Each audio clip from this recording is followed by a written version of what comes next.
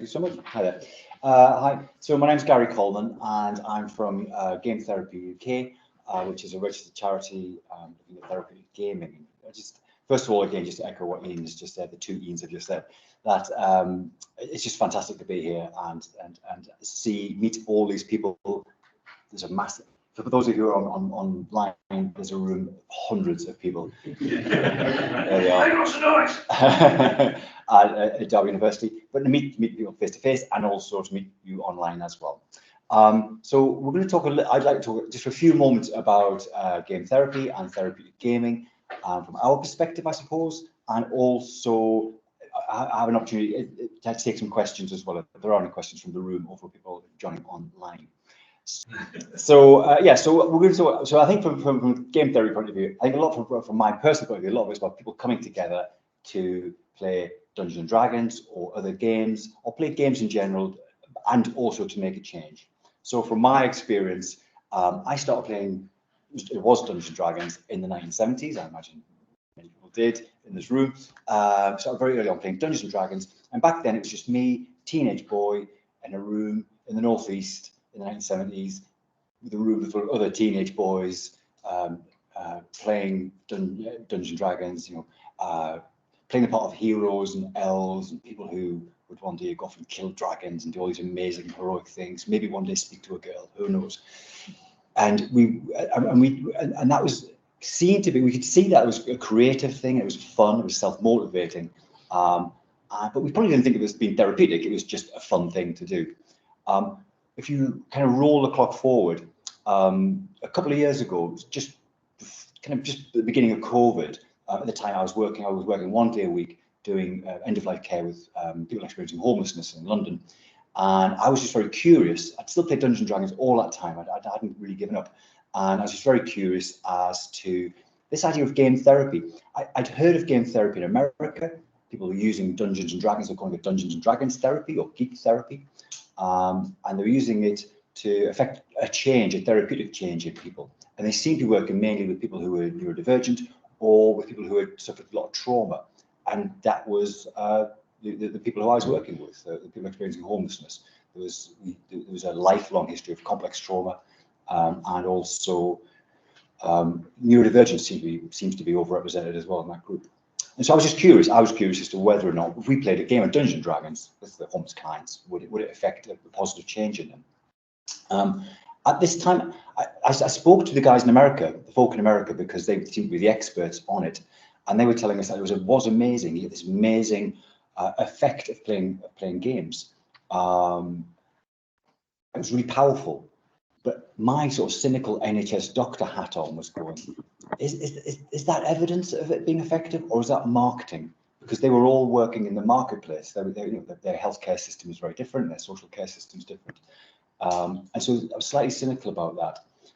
I spoke to a bunch of people in the UK about it, and there were people who had experience who were doing projects in therapeutic gaming. There were occupational therapists who I spoke to who were working in people referral units, and there were therapists and psychologists and educators, teachers doing projects. And the experience in the UK was, again, as I kept hearing, it does seem to be incredibly powerful, anecdotally. But the problem was that it wasn't funded really. There was no sustainability in it. Everyone seemed to be kind of learning, relearning the same lessons. There's no sort of share, there's no peer mentoring, there's no support. And in fact, if we were going to go off and do this little project with people experiencing homelessness, again, we'd have to learn the lessons all ourselves. So we decided to go ahead with it, just as a short project to see how it would work. But one of the feedback I was getting was, it was a shame there's not some kind of umbrella organisation to bring people together. The next thing, if you're going on an adventure, you need other people to go on an adventure with. And I was, again, on Facebook, on social media, saying, is there anybody else working in this area in homelessness? Because that was my area of interest. And it's so odd. I spoke to various people, and somebody went, there's a guy who is into Dungeons and Dragons. He works with homelessness, and maybe we could put you in touch with this guy. And that was fantastic. So eventually I got this guy's name, and I went, oh yeah, I know him. I work with him. And again, because typical sort of Dungeons and Dragons, I'd been playing D&D my whole life, and I'd never mentioned it to anybody. And I'd worked with this, Finbar's in the room, Finbar, McDonald Westall, who again, we'd never mentioned we played Dungeons and Dragons at all. Why would you do that? But the other person who I needed to kind of get this thing going was literally working in the same room with me secretly. We never knew her. So we kind of got together, and we set up this little project. The project was to work with people experiencing homelessness and play Dungeons and Dragons or a game with them. At the same time, we had this conversation with a lot of other people, because it's gaming together. So we spoke to a lot of other specialists, people who were, well, they didn't regard themselves as specialists in D&D or therapeutic gaming, but they had experience in the UK, and they were clinical psychologists, recovery workers, occupational therapists, other therapists, doctors, psychiatrists. There's a lot of these people, educators, they're all working in this field. And we just thought what we should do, if we could bring them together, if we could create an organisation that would provide something like an umbrella organisation. So that's what we did. So we all together collaboratively set up Game Therapy UK. So our interest was very much in the therapeutic element of it, game therapy. And I think that's what it's on the slide. Our thought is that we were looking for an innovative evidence-based approach to address social isolation and all of those other bits. It could be addiction, it could be neurodivergence, it could be trauma, all of the areas, and do that to aid recovery somehow. And what we found through the doing of it was, I'm not sure if it's game therapy, I'm not sure if it's therapy, but it's definitely therapeutic. It's much broader. And again, I think it fits in with the difference in models. So in our UK version, which has kind of evolved collaboratively and collegiately together, lots of different people involved, we wanted it instinctively to be democratized. We thought the game itself was just therapeutic. We don't want it to be in the hands of just professionals. It's not just doctors who are owning this. We want everybody to get involved. So I think we're more interested in the game itself as being therapeutic. And then if you want to bring in therapies, different modalities, then you could bring those in on top of that. So I think that's our version of therapeutic gaming. In terms of what do we do, so the charity has 3 aims. The first aim is to support projects, and I guess that's what everyone's interested in. So we run, at the moment, we're running projects for people experiencing homelessness. We've got some in Camden, we're expanding that. So we're expanding that across London into Hounslow at the moment. That's the next project that's starting soon. And then outside of London, into Liverpool, maybe Manchester. We're speaking to some guys in Newcastle as well. So we're expanding the homelessness project. We also had projects looking at military veterans and serving military personnel. And that's not just PTSD, but it's a whole kind of mental health issues associated with military service. So it's mainly common mental health disorders we all have, also addiction, and it's also PTSD. And so that was our second project. And then this year we're looking at expanding into young people's projects. So we're looking at projects in mainstream schools, libraries and clubs, after school clubs. We're looking at projects for people with special educational needs, projects for young people, children, young people and adults, in fact, who are autistic. And another project that we have going at the moment. Also, we're looking at speaking to the Roald Dahl Foundation about a very interesting project about young people who've got life-limiting disease. So, for example, I think the first project we're looking at is people who've got Duchenne's muscular dystrophy, which is a wasting disorder, which limits your life expectancy. And we're going to be looking at using games to help those young people. So there's the projects, and that's kind of what people imagine us. That's all we do. We just do running projects. It's very important. It's kind of the most fun part. We get to play games. But we do have 2 other charitable aims, and those other charitable aims when we set up, one was to support research and the other one was to support evidence-based education. It goes back to the very first thing when we very first started. Is what we're seeing from our friends and colleagues in America is it evidence or is it marketing? And is that lack of trust? And so what's fundamental to us is the research. We want some kind of research, and not just academic research, but also real world data as well. So we want from the get-go, we need to support research, and And also education as well. There is training. We can buy books on, I can read books and articles on how to do therapeutic gaming, how to do game therapy. But again, where's the evidence base? We have, evidence-based practice, evidence-based medicine. Where's the evidence-based teaching?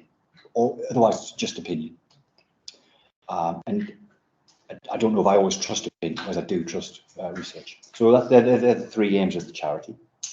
And of course, what's very exciting about today is it allows us to look at the research, and that will support the education.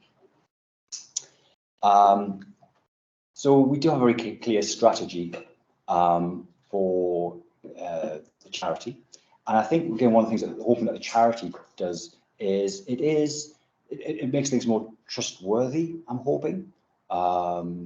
We have, because we have a registered charity, we have a board of trustees who can apply governance, they can look at legal frameworks, all that kind of boring stuff, but it's really necessary for a group of people to come together to go, there is a well-governed way of working together. That little slide there, you can't see the word, underneath that little hands holding each other, and that's inclusivity. So again, it's probably inclusive, and from the get-go as well. I mean, we want it to be UK-wide. We don't. I'm based in London. Finbar's based in London. That's just geography. We want this bit to be, to reach everybody in the UK, and also to involve our partners in this, and also be inclusive in the sense of diversity as well. And then the last one is compassion, again, which is obviously should just go through as a value all of our projects. So just a couple of things on some of the projects, because I think that's what people are really interested in. And at the end, we'll take questions on the projects as well. So some of our current activities, we have, the one we've got the most experience of, I suppose, is we're experiencing homelessness. So we have a project currently in Camden, which has been running for a couple of years now. We meet face-to-face in a hostel, and we meet every week or every fortnight, and we play a game. We played various games. The charity itself is game agnostic. We do seem to play an awful lot of Dungeons and Dragons, and at the moment we're playing Dungeons and Dragons and experiencing homelessness. And you can read, and you can read yourself. That's just a quote from a player who'd been playing. So this is a person, you can read the quote. This was a woman who'd never played a role-playing game before. She was very cynical, I think, when she came along for the first session. She played a couple of hours, and this is a woman who'd had a life of trauma and domestic violence, and she played a game of Dungeons and Dragons for an hour or two, and she loved it. And at the end of it, she recognised herself for change. So again, it's about making changes in people.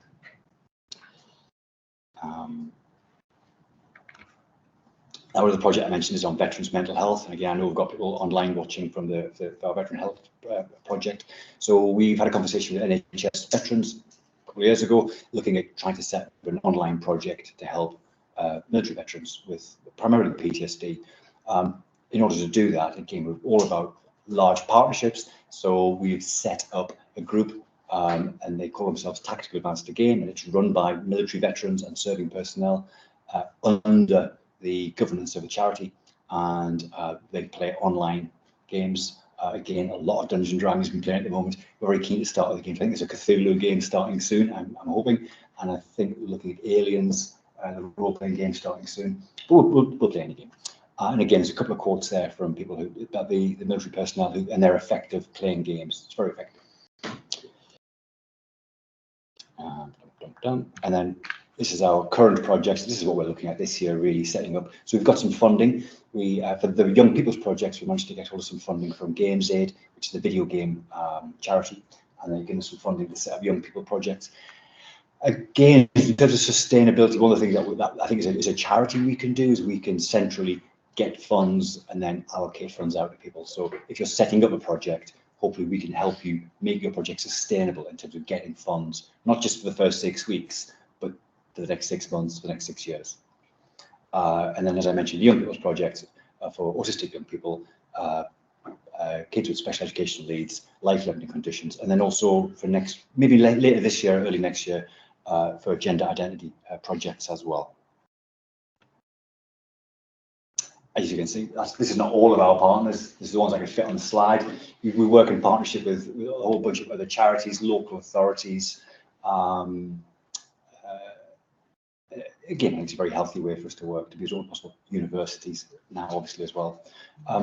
What's not on the slide is the industry. So the industry are supporting us, being very, very generous, whether it's just individual gamers who are sending us their miniature figures. Thank you very much, Dave, if you're watching. He sends boxes and boxes of miniature figures across, we can get them out of the project, or whether it's actual industry itself who send across, we get some miniature figures being in the post to us at the moment, which again, once we get, we'll send out to the project.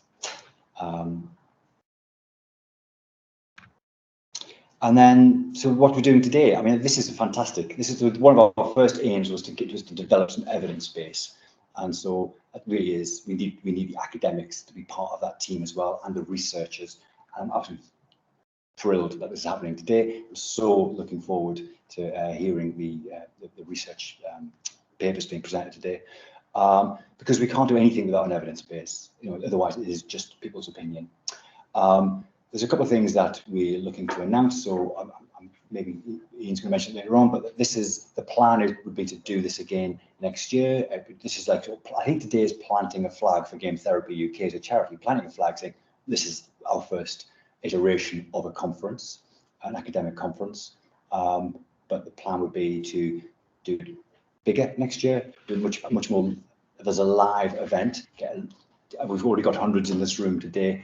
Maybe get even more and have an international conference and get people across, get our friends over from other countries to present as well, and meet each other face to face. That would be lovely. And of course, have it online as well for those who can't get there. So we're going to have an academic conference, and then the other aspiration, which we hope to realise this year, would be to have a journal as well, British Journal of Therapeutic Gaming, peer-reviewed, free. Certainly, online version would be free, not behind a paywall. Again, to support the evidence base. That's very exciting. And then I'll just very quickly, that then leads on to probably next year, evidence-based teaching. So already we do training. So all of our volunteers get training, in-house training for free in their special roles, whether it's autism or working with military veterans, they get that for free. Initial training, and then that'll be ongoing training. And what we'd like to do is to develop that as a CPD, maybe postgraduate certification. There has been, and from the day one, there's been a discussion about, could game therapy in the UK be a protected term? There's an argument for and against that. I'll not discuss that today, but we need to start, developing CPD certainly. And again, we need the evidence base from the academics to support that. So that's kind of all I've got to say at the moment. I know we're all here to hear the research, not me bang on. If there are any questions about the Game Therapy UK as a charity, I'm very happy to take them now or later. Now, yeah.